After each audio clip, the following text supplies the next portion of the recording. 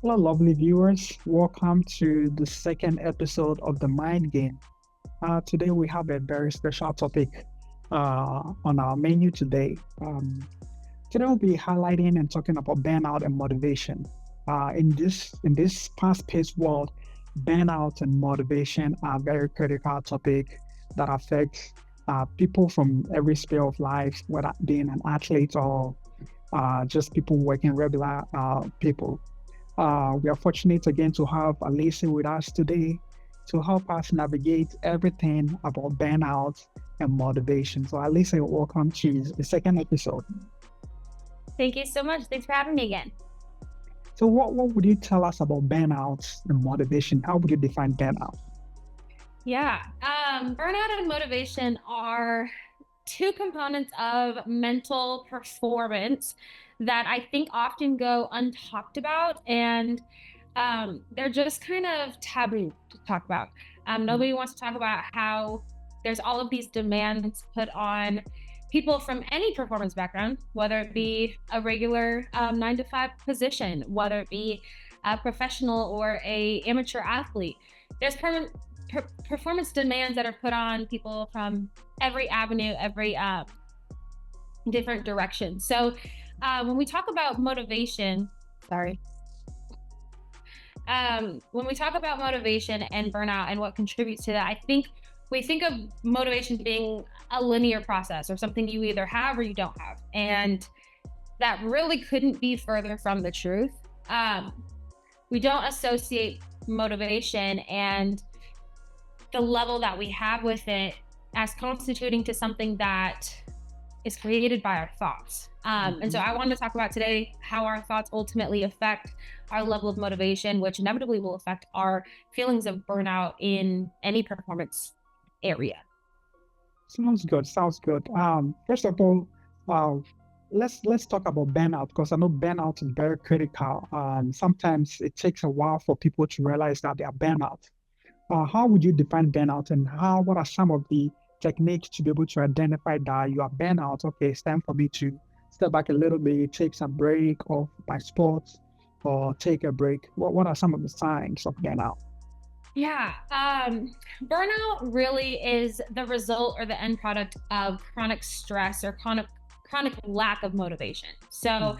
when I think of burnout, burnout is the end product that you typically feel at the later parts of that overarching chronic stress that you may be experiencing. Um, so I think it's important to recognize when and what contributes to your feelings of a lack of motivation in whatever it is that you do, and what thinking patterns are associated with those feelings that you're experiencing. Today, I want to talk about automatic or implicit thinking systems in comparison to more conscious and explicit thinking systems, and how ultimately both sides of your brain contribute to the way that you feel or the way that you are motivated to continue to complete tasks that you're really pushed and pressured to do.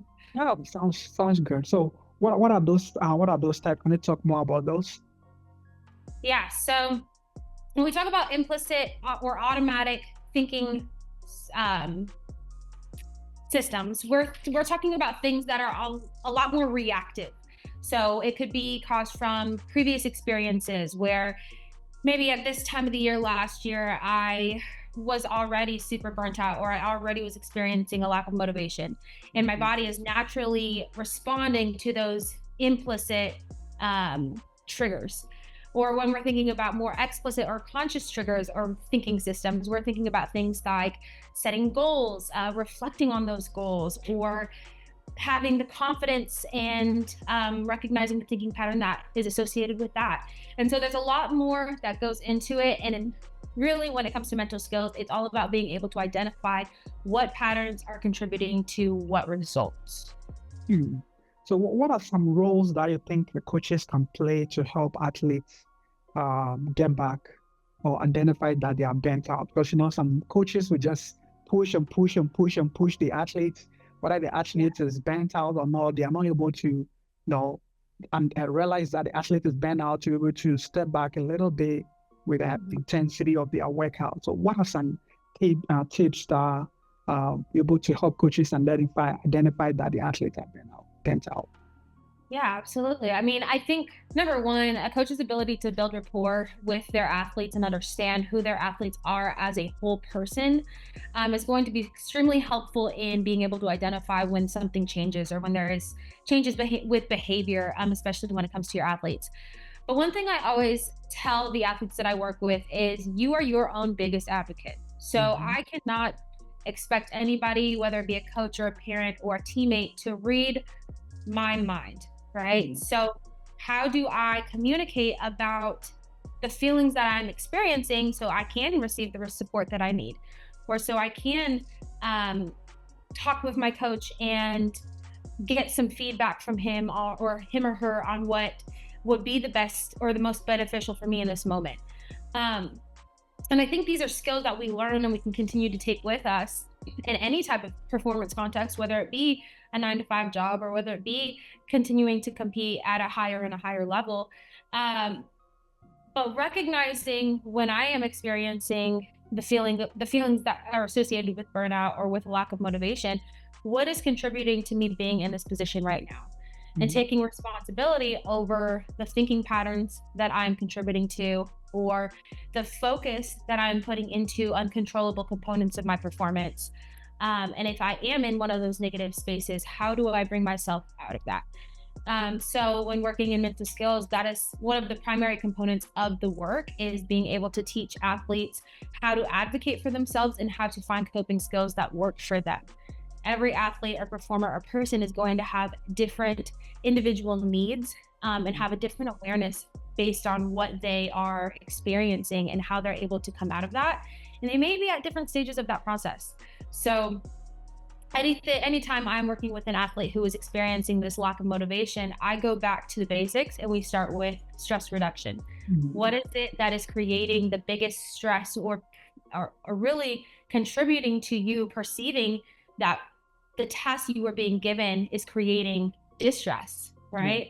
And I know in episode one we talked about the difference between distress and eustress. And if I am perceiving the demands of my role as being components of this distress, Hmm. how do I flip the switch? How do I change the narrative Yeah. and start using those demands as fuel? And so that's one of the things that we work in mental skills on how to be able to do that and meet you where you're at so you can get the best and create the secret weapons for your own performance. Hmm. So that brings me to my next question. What do you think is the correlation between burnt out and motivation? What's the correlation? Do you think they go together? Yeah, absolutely. If I'm in this chronic space of stress and lack of confidence, I'm gonna that's gonna reduce and that's gonna play a role in my motivation. Hmm. And if I stay in this space for long enough and I don't have the adequate coping skills to be able to come out of this or to flip the switch or change the perspective, then I will inevitably get into this place of burnout.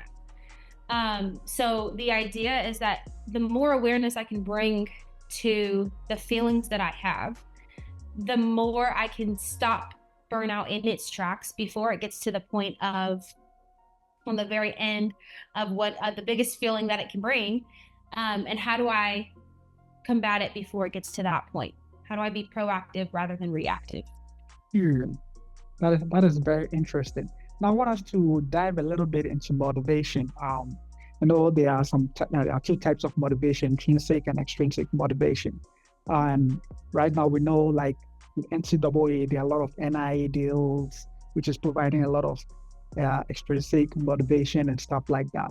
So we athletes that are very much rely on external motivation. What are some ways that they can navigate this process when they are not getting that kind of motivation, the external motivation or the endorsement or the monetary motivation? What are some tips that it can help them navigate those kind of situations? Yeah. Yeah, absolutely. Well, I think that any athlete who is solely or primarily relying on extrinsic motivators to fuel their success and to fuel their motivation, they're in for not so good surprise, right? Because a Yeah. lot of what comes with sports is not having full control over the results of a race, over the results of a game, especially when it comes to there being a whole bunch of external factors that Mhm. contribute to my performance. Yeah. So a lot of times there's a challenge to encourage athletes to look inward on what it is that has gotten them to this point, Mhm. right? What is my why? Why do I continue day after day to push myself in the way that I do? Why do I continue to show up when things aren't always easy? And getting real about who I am in this sport, who I am in general. Yeah. And so when it comes to being able to navigate intrinsic motivation in a world where there is a whole lot of external validation that I am seeking and that I'm fighting for, it's really about being able to look inward and create your own validation. Am Mm. I showing up at practice and feeling confident walking away knowing that I put it all out there? Yeah. Am I walking away from practice recognizing that I did get 1% better? And I know that's such a cliche Yeah. saying that a lot of coaches will use, but that is where the internal and intrinsic motivation will come from, is being able to perceive every day as one step forward or adding one brick to that big house. So that is something that it takes practice just like anything else, and being able to reflect and look inward on who I am and what fuels me, what continues to push me forward. But I do think in the world that we are living in, where there are a whole bunch of different rewards, and I'm Mhm. seeking this and I'm seeking this, there has to be some type of internal validation that fuels why you do what you do, why you continue. Exactly. And I totally agree because the more you rely on extrinsic motivation, it's not going to come. But when you focus more on the extrinsic motivation is going to come without your knowledge.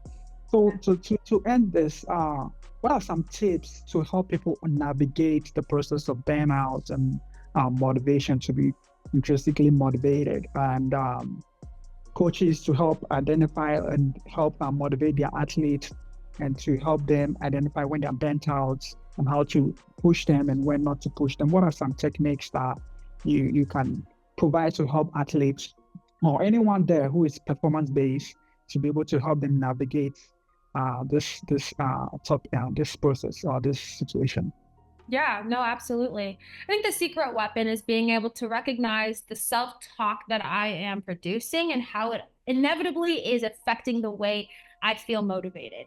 If Mhm. I'm recognizing that there is a pattern and there is a connection between the way that I talk to myself when I am feeling stressed or prior to feeling stressed, or maybe there is something that I am saying to myself consciously or not that is triggering the stress. Mhm. Being able to recognize how my self talk is truly affecting my perception of my experience. Yeah. And if I can identify the patterns between the self talk, the thought, the emotion that follows, and then the behavior, I can backtrack and start to correct and restructure some of those thoughts and the talk that is contributing to my feeling of motivation. When it comes to coaching, I always tell my athletes, take the message without the tone.